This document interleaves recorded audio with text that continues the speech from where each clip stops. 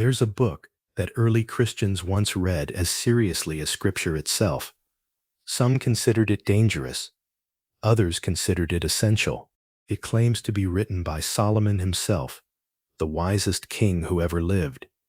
And it opens not with wisdom, but with something far stranger, a demon draining the life out of a child in broad daylight, inside the walls of the king's own construction site. The boy's name isn't recorded. What we know is that he was Solomon's favorite among all the workers building the temple, a boy the king trusted more than grown men twice his age, sent daily to bring double portions of food and silver to pay the laborers.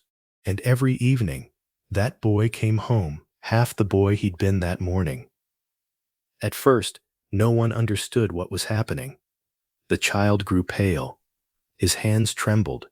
He stopped eating, though there was plenty of food.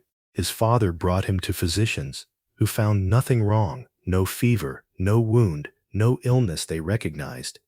And yet, day by day, the boy seemed to be disappearing from the inside out. Eventually, the boy himself gave an answer no physician could have given. He told his father that each day, around noon, something came to him. Invisible, weightless, but undeniably present. It would settle against him like a shadow with weight, and it would take from him, not blood exactly, something harder to name. His strength, his breath, the very thing that made him a living boy instead of an empty shape. The father, terrified, brought his son directly before Solomon. Now, understand something about Solomon at this point in the story. He is not yet the king who commands legions of demons.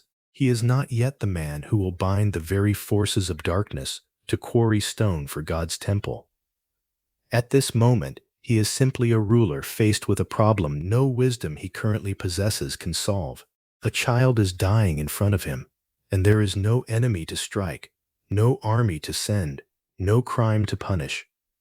Only an invisible thing that comes at noon and leaves a little less of a boy behind each time. Solomon questioned the child carefully. What did it feel like? When exactly did it come? Did it speak? The boy answered as best he could. It came like a wind, he said, but a wind with intention. It didn't seem to hate him. It simply used him, the way a man might use a well without a second thought for the well itself. That single detail troubled Solomon more than anything else. A sickness doesn't use a person. A sickness doesn't have intention. Whatever this was, it was choosing the boy, deliberately, methodically, day after day. And that meant it was something with a mind of its own. Solomon did what he always did when faced with something beyond his understanding. He turned toward the temple that wasn't yet built, toward the God he served, and he prayed, not for strength, not for victory, but simply for the wisdom to understand what he was facing. According to the text, that prayer did not go unanswered. Something was about to be given to Solomon. Not an army, not a weapon in any sense a soldier would recognize, but a tool that would let him do something no king before him had ever done. Reach into the space between the visible world and the invisible one, and pull out whatever lived there. He didn't yet know its shape. He didn't know it would arrive in the hand of an archangel, or that the moment he held it, every demon in existence would become, for the first time, something he could see, name, and command. But that moment was only a prayer away. The answer to Solomon's prayer didn't come as a voice or a vision in a dream. It came as a physical object, delivered by hand. The text says, the Archangel Michael himself appeared before Solomon, holding out a small ring. Set into it was a single engraved seal, a symbol the text describes only as a pentagram, a shape of interlocking lines whose meaning Solomon wasn't given all at once. Michael's instructions were simple, almost disappointingly so, for something that would change the course of Solomon's entire reign. Take this ring, Michael told him. Seal whatever demon torments the boy. It will have no power against you. That was all. No explanation of how it worked. No warning about what Solomon was about to unleash by having it. Just a ring and a command. Solomon took it without fully understanding what he now held. He returned to the boy the very next day and waited. Because if the boy's account was accurate, the thing would come again at noon, exactly as it always had. Noon arrived. And this time, Solomon felt it too. Not the drain the boy described, but something colder, subtler, a presence entering the space around them. Invisible, but unmistakable. Like a change in air pressure before a storm no one can yet see. Solomon didn't hesitate. He threw the ring. Some versions say he pressed it directly against the unseen presence. And the moment the seal made contact, something extraordinary happened. The invisible became visible, standing before Solomon, suddenly forced into a form he could see and question, was the demon that had been feeding on the boy for weeks. Its name, it admitted immediately, unable to resist the compulsion of the ring, was Ornias. Solomon studied it. According to the account, Ornias didn't appear as the horned, monstrous figure later centuries would imagine. It shifted, unstable, somewhere between a shape and a shadow, as if it hadn't fully decided what form best suited being looked at by a mortal king. Solomon began to question it, and Ornias, bound now, unable to lie, unable to refuse, began to answer. It told Solomon what it was. Not simply evil, not simply cruel for cruelty's sake, but a spirit born from a very specific kind of grief, the offspring, Ornias claimed, of an angel who had fallen and a human woman, one of the ancient unions the older texts spoke of in whispers. It fed on the young, the text says, specifically because it envied what it could never again become, living, growing, whole. It also told him something Solomon hadn't asked for, but desperately needed to know. It was not alone. There were others, an entire hierarchy of spirits, each one bound to a different weakness, a different wound, a different kind of human suffering, and Ornias, now compelled by the ring's authority, knew exactly where to find them. Solomon looked down at the ring on his hand and understood, for the first time, the true size of the gift Michael had given him. This wasn't a tool to punish one demon. It was a key to command every demon there was. Solomon stood over the bound demon for a long moment before speaking again. Ornias wasn't fighting the ring's hold. It couldn't. But there was something unsettling about how calmly it waited, as though being caught was simply another arrangement it could work with. "Tell me what you are," Solomon said. "Not what you do. What you are." Ornias answered without hesitation, because the ring gave it no choice. It described itself as one of many, not a single evil, but a category of being, born from a union the older stories only mentioned in fragments, an angel who had fallen from grace, and a mortal woman who had no idea what she was inviting into her life. What came from that union, Ornias explained, was neither fully spirit nor fully flesh. It belonged nowhere, and a being that belongs nowhere, it said, learns quickly to take what it can from those who do. Solomon asked what it took, specifically, from the boy. Not blood, Ornias said. Something closer to potential. The unclaimed years still ahead of a young life. The strength a body hasn't spent yet. It fed on that surplus the way a man might skim cream from milk left too long in the sun. And the boy would have kept fading, week after week, until there was simply nothing young left in him to take. Solomon absorbed this in silence. Then he asked the question that mattered more than any other. Was Ornias alone? The demon's answer changed everything. No, it said.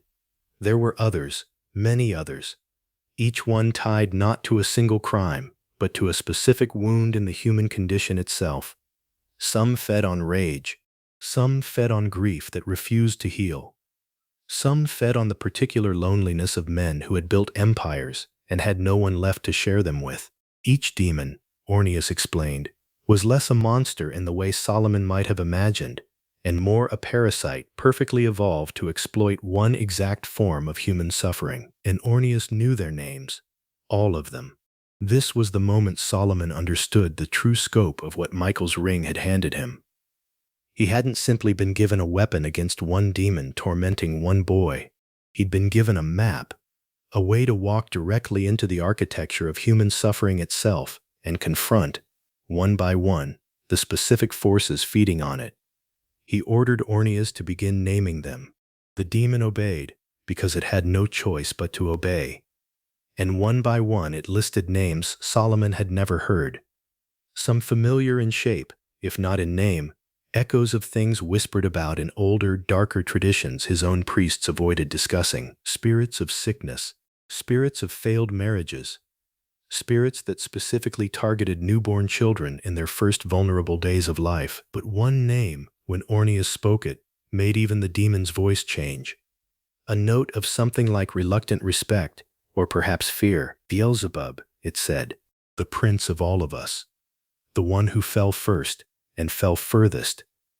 Solomon asked if Ornias could bring this prince before him, the same way it had been brought. For the first time since being bound, Ornias hesitated. That, it said, was not a small thing to ask.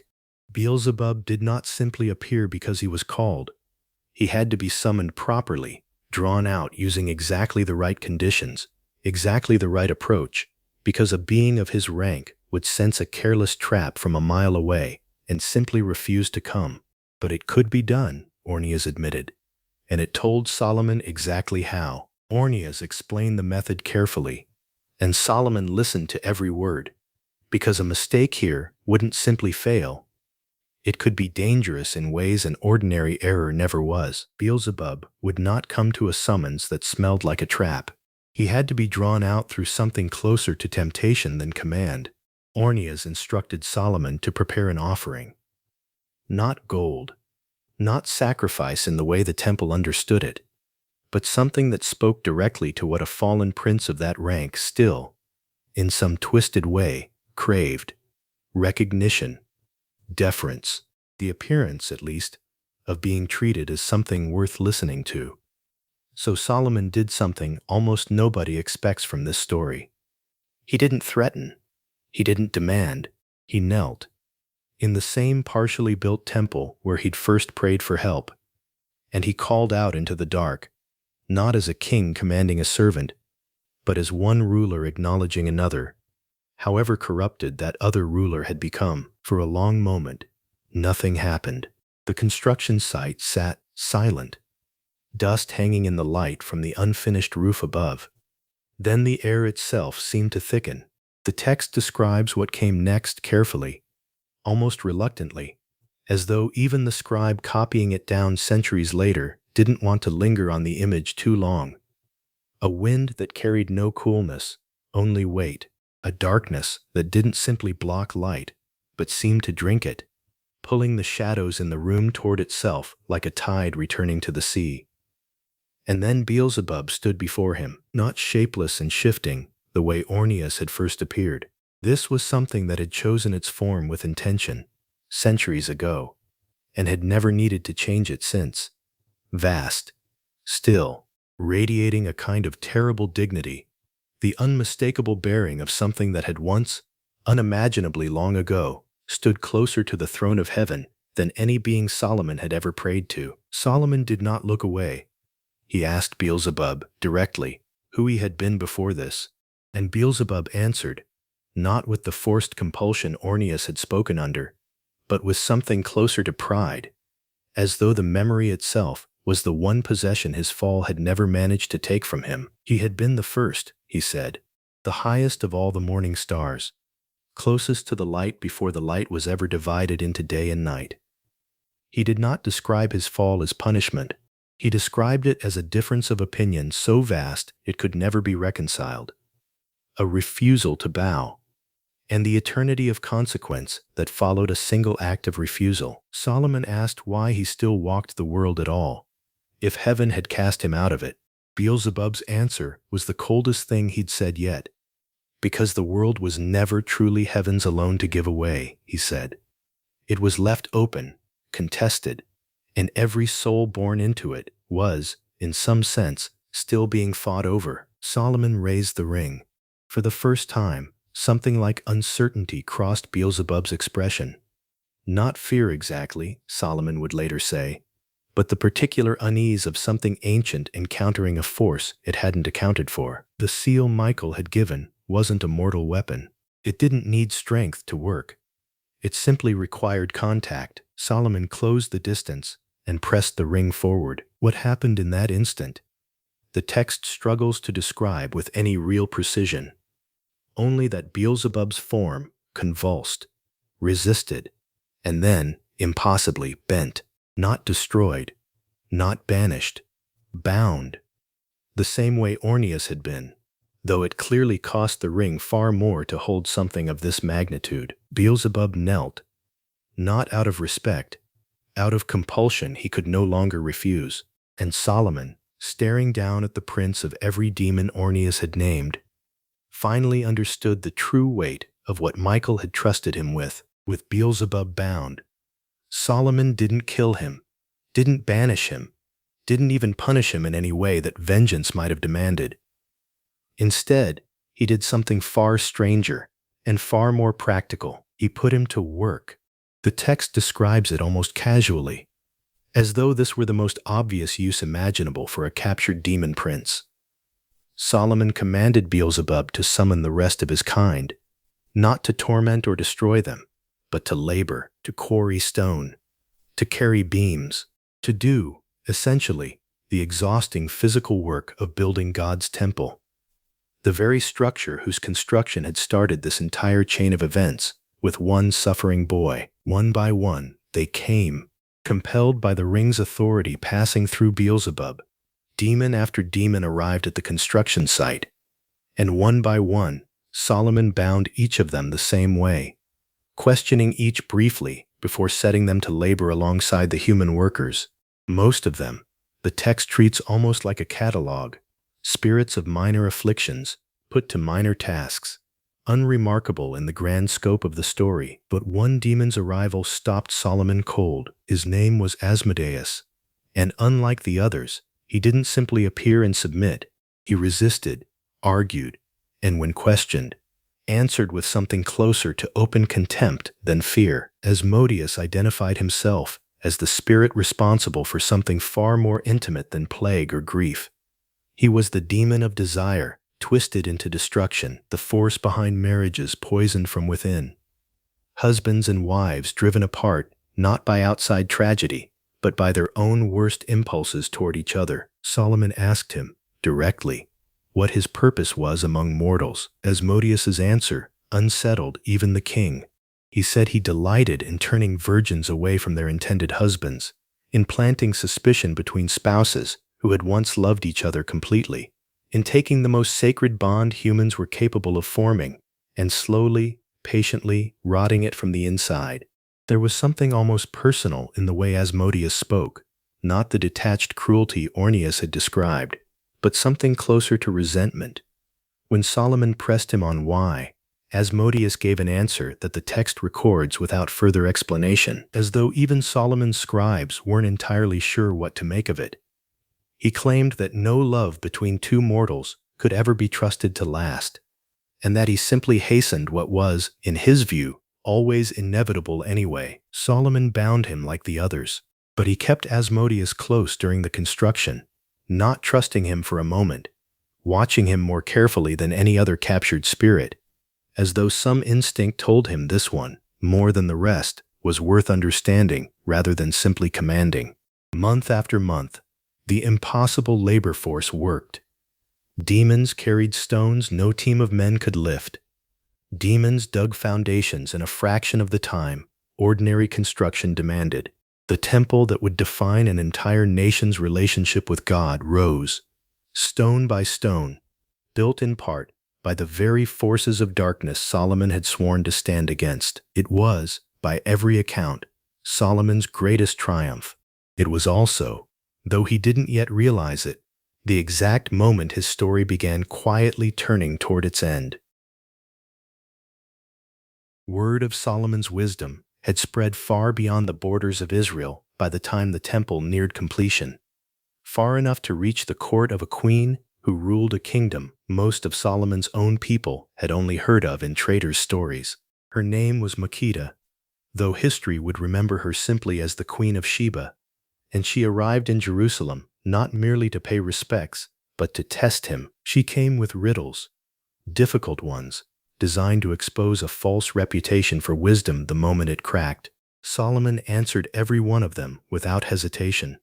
And it was this, not gold, not any display of wealth, that convinced her his reputation was an exaggeration. But wisdom wasn't the only thing she came looking for.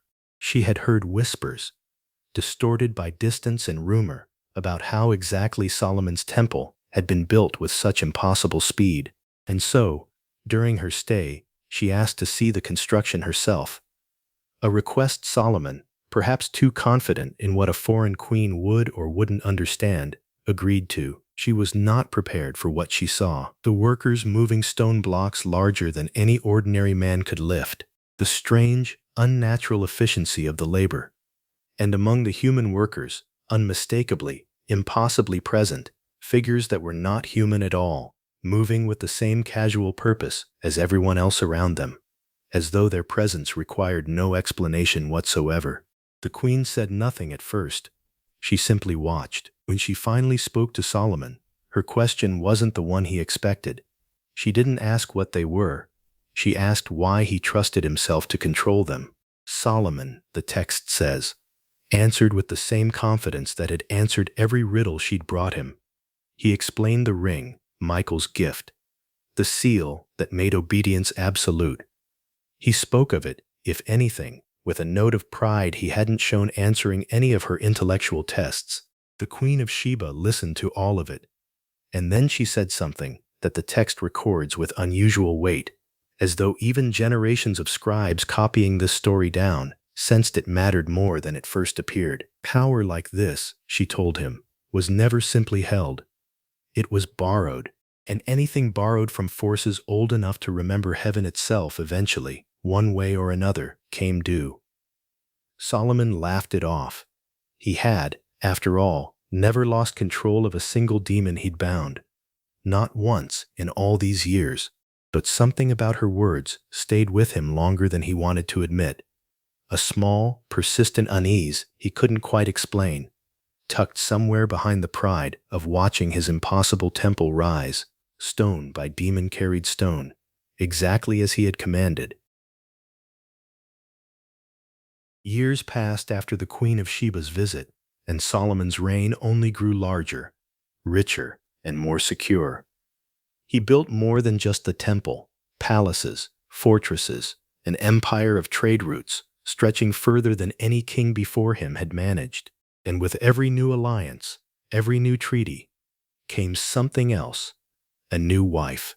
The text doesn't dwell on numbers the way later tellings would exaggerate them, but it's clear that by the later years of his reign, Solomon's court had filled with foreign wives, princesses, and daughters of kings from nations Israel had once been warned, explicitly, never to bind itself to. Each marriage was, on paper, simply diplomacy. Every alliance secured, every border quieted. But each wife arrived with something Solomon hadn't fully accounted for. Her own gods. At first, it seemed harmless enough. A private altar here, a quiet ritual there, tolerated as a small comfort for a homesick foreign queen, far from her own land. Solomon, after all, commanded actual demons. What threat could a few foreign idols possibly pose to a king who held Beelzebub himself in bondage? It was Asmodeus, the text says, who noticed first, or rather, who had been waiting patiently the entire time for exactly this moment. Bound as he was, forced into labor alongside the rest, Asmodeus had never stopped watching Solomon with the particular attention of something that specialized in exactly this kind of decay.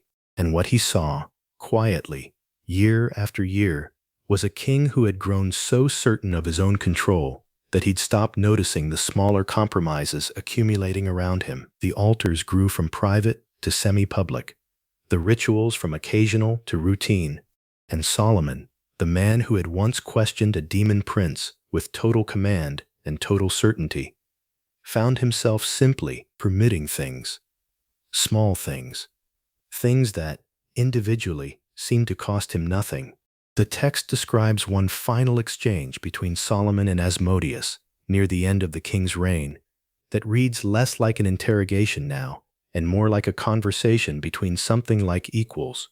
Solomon asked him, almost idly, if Asmodeus still believed no love between mortals could last. Asmodeus's answer was, and worse than anything he'd said in open defiance years earlier.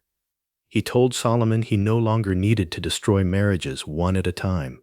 He said Solomon had done something far more efficient than anything Asmodeus himself could have engineered. He had simply collected enough foreign faiths under one roof that they would eventually pull his own heart in as many directions as he had wives. Solomon didn't have him punished for saying it. Some accounts suggest he didn't answer at all. By the final years of his life, the altars Solomon had once tolerated as a courtesy stood openly on the hills outside Jerusalem, shrines to gods his own prophets had warned him about since childhood. The same king who had bound Beelzebub with a word had, without a single dramatic moment of betrayal, simply drifted, compromise by compromise, into exactly the kind of divided devotion Asmodeus had predicted. The ring never failed him. The demons never broke their bindings. In the end, nothing supernatural took Solomon's wisdom from him. He simply gave a piece of it away, year after year, of his own free will, and never noticed the moment there wasn't enough of it left to matter. This is the story the Testament of Solomon tells, not of a king defeated by darkness, but of a king who commanded every demon that ever tried to destroy him, and lost anyway, to something none of them needed to lift a hand to cause.